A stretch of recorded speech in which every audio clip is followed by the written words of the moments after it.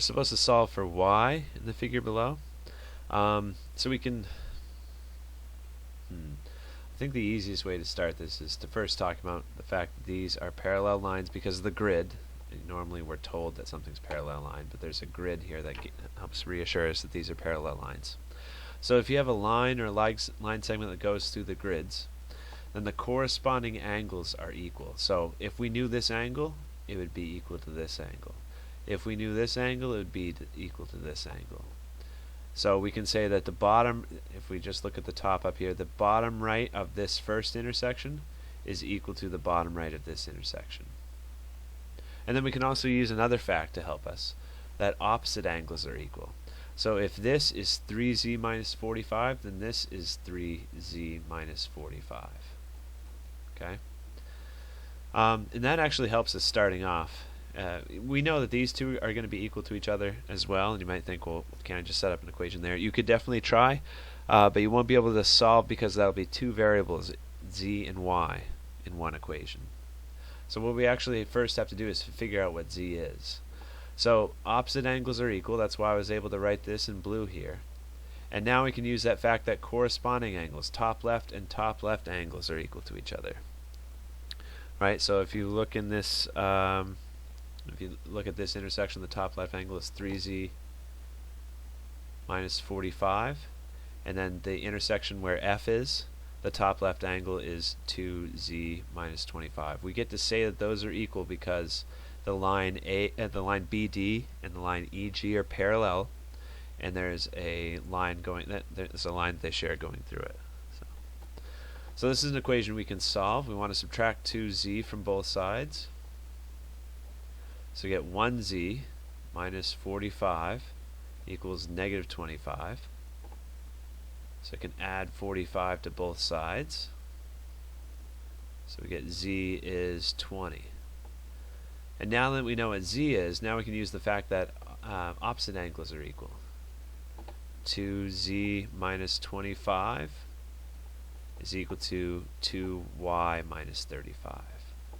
And since we know what z is, we just have an equation we have to solve for y now. 2 times 20 makes 40.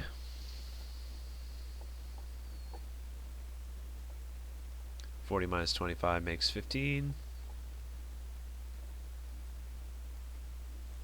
And then finish getting y by itself, you want to get rid of the 35, so add it to both sides. So 50 equals 2y, or if you divide both sides by 2, y is going to equal 25. So we finally found their answer. We're supposed to solve for y in the figure, which looks to be over here. So we can use the fact that this line BD and the line EG are parallel. And let's see what else can be used. So if you look at angle C, where the intersection C, I should probably say, the top left is equal to the top left in the intersection F because they're connected by the same line. So we can write this up here, 2x plus 50, and maybe that'll help us here in a bit.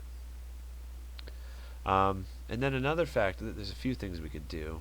We could write the bottom left in intersection C is equal to the bottom left in the intersection F. But another thing that we could do is we could say that, hey, these two angles make a straight line together. So 5x minus 66 plus the angle 2x plus 50, that should equal a 180 degree angle.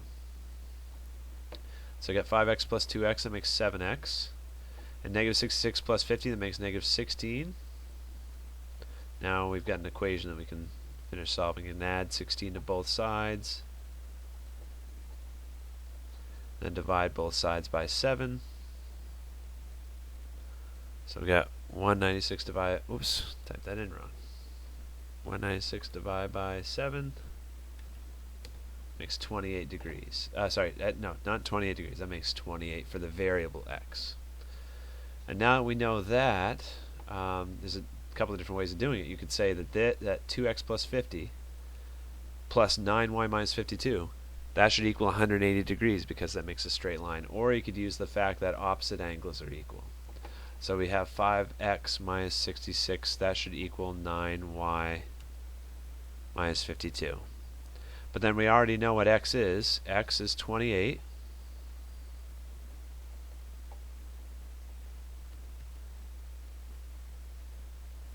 And so 5 times 28. Wow, that's not right.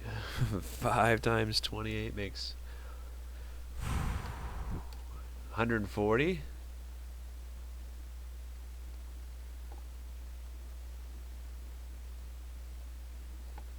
And then we have 140 minus 66 on the left side.